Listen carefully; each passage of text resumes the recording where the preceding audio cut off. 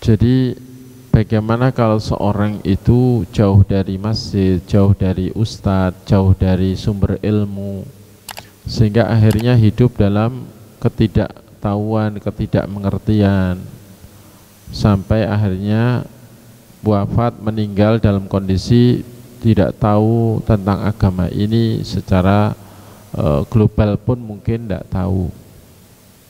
Itu di hadapan Allah bagaimana? Para ulama membahas tentang al-udhru bil jahal, yakni dimaafkan karena kebodohan, itu dengan pembahasan yang panjang lebar. Apakah semua kebodohan itu dimaafkan atau sebagian saja atau bagaimana? Perlu diketahui bahwa kalau seorang itu masih memungkinkan baginya untuk mencari tahu, mencari kebenaran, mencari ilmu, dan dia bahkan sudah pernah mendengar, ya, bahwa yang benar itu begini, kalau yang begini itu tidak benar, tapi dia hidup di lingkungan yang misalnya terus pokoknya mengikuti yakni kebiasaan dari turun temurun, dan dia pernah mendengar kalau apa yang dilakukan umumnya ini salah atau belum benar, tapi dia memungkinkan mencari tahu, tapi dia tidak mau mencari tahu. Bahkan alas masalah akhirat padha raruwe, ya. Sementing nang dunya rukun, sehingga tidak begitu peduli dengan keselamatan diri. Padahal kalau dia mau, walau harus agak ngoyo, harus rehlah keluar daerah, itu dia bisa, tapi dia tidak mau lakukannya. Maka kebodohannya itu, ya, untuk hal-hal pokok dalam agama itu tidak dimaafkan. Tapi kalau untuk hal-hal yang rinci, yang seandainya tidak tahu pun tidak begitu membahayakan akidahnya, ya, maka rincian-rincian itu kalau memang mungkin di daerahnya yang bisa dia jangkau atau dia mencarinya pun mungkin kesulitan untuk menemukan jawabannya, maka itu insya Allah termasuk yang dimaafkan. Tapi untuk hal pokok seperti tauhid, ya, seperti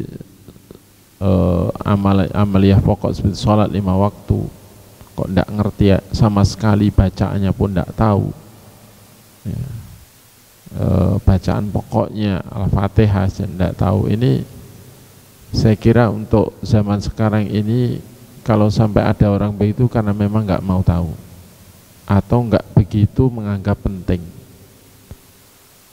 gitu ya.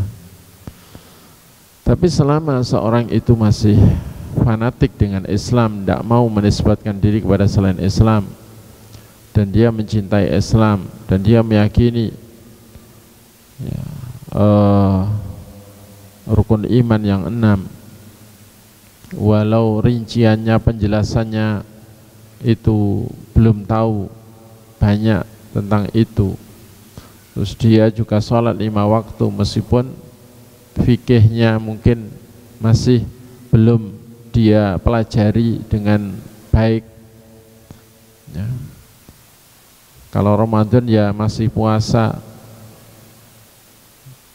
dan sebagainya, waktunya zakat dia juga sebisanya zakat. Maka ketidakmengertiannya tentang banyak hal selain itu mudah-mudahan dimaafkan. Kalau toh ada yang tidak dimaafkan, ya kewajiban keluarganya untuk memohonkan ampunan, itu ya, memintakan ampun. Wallahu a'lam.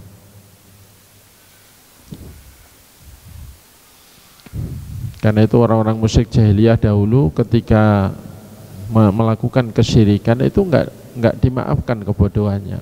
Mereka jahiliyah bodoh, tapi ya enggak dimaafkan.